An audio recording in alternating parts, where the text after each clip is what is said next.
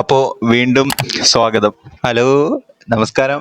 കാട്ടാളൻ പടം കണ്ടു വന്നിക്കാണ് സുഹൃത്തുക്കളെ. വല്ലാത്തൊരവസ്ഥയാണ്. എത്രയോ ഹൈപ്പ് കൊടുത്ത് പ്രീ ബുക്ക് ചെയ്തു. അതാണ് എന്റെ ഏറ്റവും വലിയ തെറ്റ്. ഞാൻ പ്രീ ബുക്ക് ചെയ്ത പടത്തിക്കെ അവസ്ഥ തന്നെ. അപ്പോ കാട്ടാളൻ വല്ലാത്തൊരു അവസ്ഥയാണ്. കാട്ടാളൻ അഥവാ കാട്ടിലെ അപരാധം. ഞാൻ പറയാൻ പോണത് എന്റെ പേഴ്സണൽ അഭിപ്രായമാണ്. ഗൈസ്, പടം പോരാ. സത്യം പറഞ്ഞാൽ ബിലോ ആവറേജ് എന്ന് പറയാൻ പറ്റുള്ളൂ. മൊത്തത്തിൽ പാളി.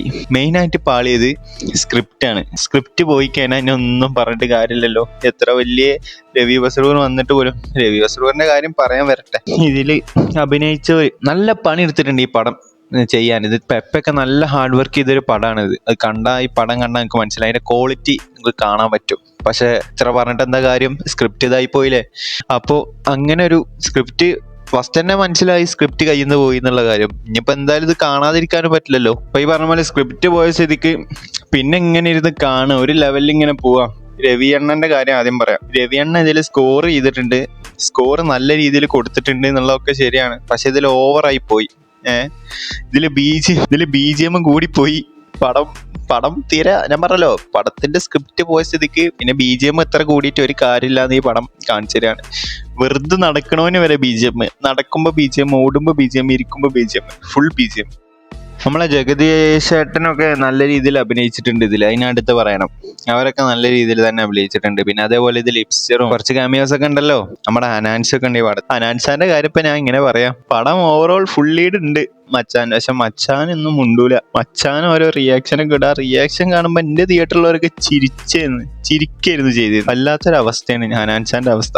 ഇനി നമുക്ക് പ്രൊഡ്യൂസറിന്റെ കാര്യം പറയാം. ഷെരീഫ് മുഹമ്മദ്. ഇജാതി കോൺഫിഡൻസ് ഉള്ള ആ മനുഷ്യൻ എന്ത് കോൺഫിഡൻസിലാണ് ആ പടത്തിനെ കുറിച്ച് വന്നിട്ട് ഓരോ ഇന്റർവ്യൂലും ഒന്ന് പറഞ്ഞത്. ഇവരെ ഫേക്ക് ആയിട്ട് ഇറക്കിയ പോലെ പോസ്റ്റേഴ്സും പിന്നെ 3-4 സർപ്രൈസ് ഉണ്ട് എന്നൊക്കെ പറഞ്ഞിട്ട് ഇവര് പടത്തിന് മുന്നേ തന്നെ ഓരോ പോസ്റ്റർ ഇറക്കിയിട്ട് ഇവര് പ്രൊമോട്ട് ചെയ്യണ്ടെന്നല്ലോ. ഇതൊക്കെ ഒരു പക്കാ സ്കാം ആയിരുന്നു. അവസാനം എൻഡ് ക്രെഡിറ്റ് ഒരു സംഭവം ഉണ്ടെന്ന് പറഞ്ഞിട്ട് വെറുതെ ആൾക്കാരെ പറ്റിക്കാൻ വേണ്ടിട്ട് ഒരു സംഭവം എടുത്ത് വെച്ചിട്ടുണ്ട്. എന്തിനോ വേണ്ടിയിട്ട്. അത്രയും നേരം ആൾക്കാർ ഇരുന്നിട്ട് ലാസ്റ്റ് കണ്ടത് എന്താ?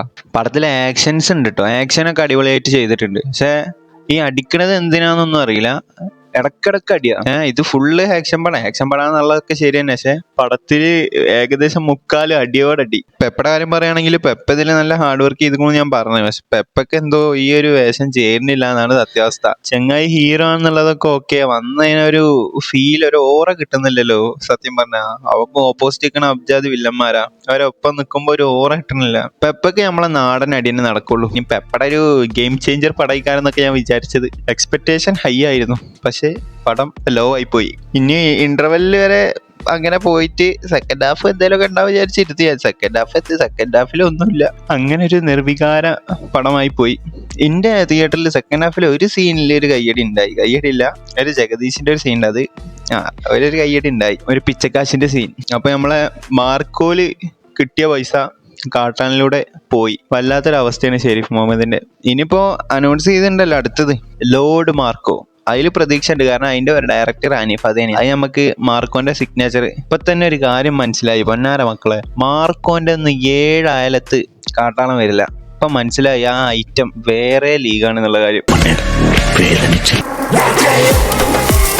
അപ്പൊ അതാണ് കാട്ടാളന്റെ ഒരു അഭിപ്രായം.